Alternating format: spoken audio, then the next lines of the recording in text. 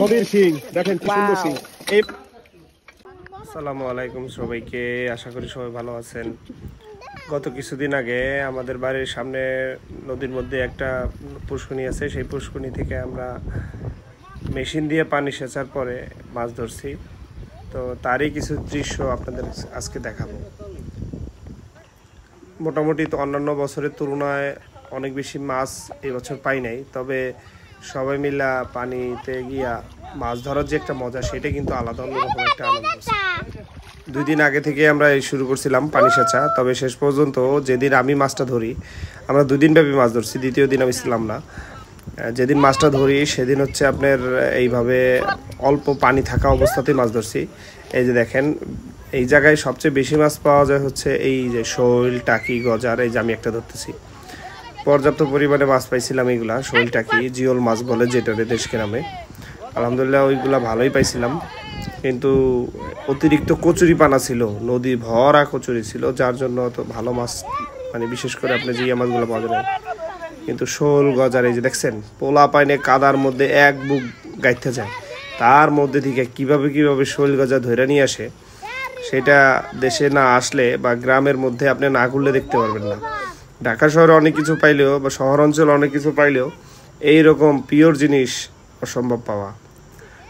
যেভাবে পারতেছিল মাছ ধরতেছিল, কিন্তু দুঃখজনক হলো পানিটা আমরা পুরো সেচতে না পারায় একদিন আমরা মাছগুলো ধরতে পারি নাই।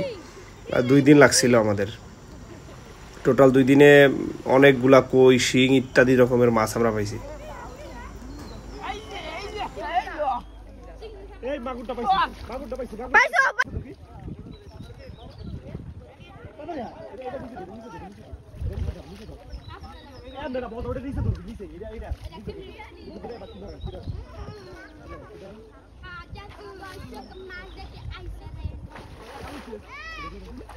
আর এই গভীর পানির মধ্যে সবচাইতে যেই মাছটা ধরা ভয়ঙ্কর, সেটা হচ্ছে আপনার জিওল, যে শিং কই থাকে।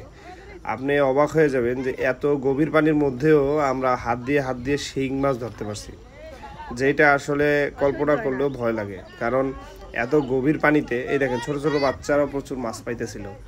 মানে এত গভীর পানির মধ্যে শিং কই মাছ ধরছি। এবং এই যে শেষে আমরা যখন মাছ ধরে উপরে আসার পরে এই যে দেখেন, আমরা ধুইয়া মাছগুলো পরিষ্কার করতেছিলাম। এগুলো কই, শিং আর টাকি, এই মাছগুলাই বেশি ছিল। ওভারঅল খুব উপভোগ করছি। বছরে একবার অন্তত এইভাবে আমরা নামি সবাই মিলে মাছ ধরার জন্য, খুব ভালো লাগে জিনিসটা। আমরা পর্যাপ্ত পরিমাণে শিং কই পাইছিলাম। দেখেন এই যে অনেক বড় বড় এক একটা মাছ, এবং শিং কই যে সাইজ ছিল, মানে এগুলা যদি আপনি না দেখেন অনেকে ভাববে যে এগুলো চাষি মাছ, এরকম একটা কিছু মনে করতে পারে।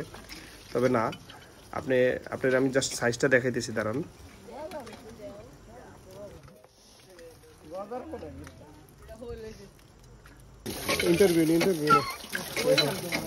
আমার ইন্টারভিউ নেই। এই যে দেখো নদীর মাছ এই কাদার মধ্যে।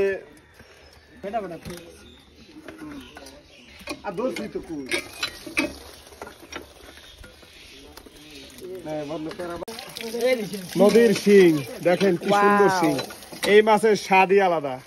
আর আমার কথা আপনাদের নাই বললাম, আমি তো একদম কাদায় পুরো ভরে গেছিলাম, মানে বুক পর্যন্ত কাদায় গাইতে গেছি। এই জন্য দেখতেও যাই হোক, তবে মাছ ধরে অনেক মজা পাইছি। ধন্যবাদ।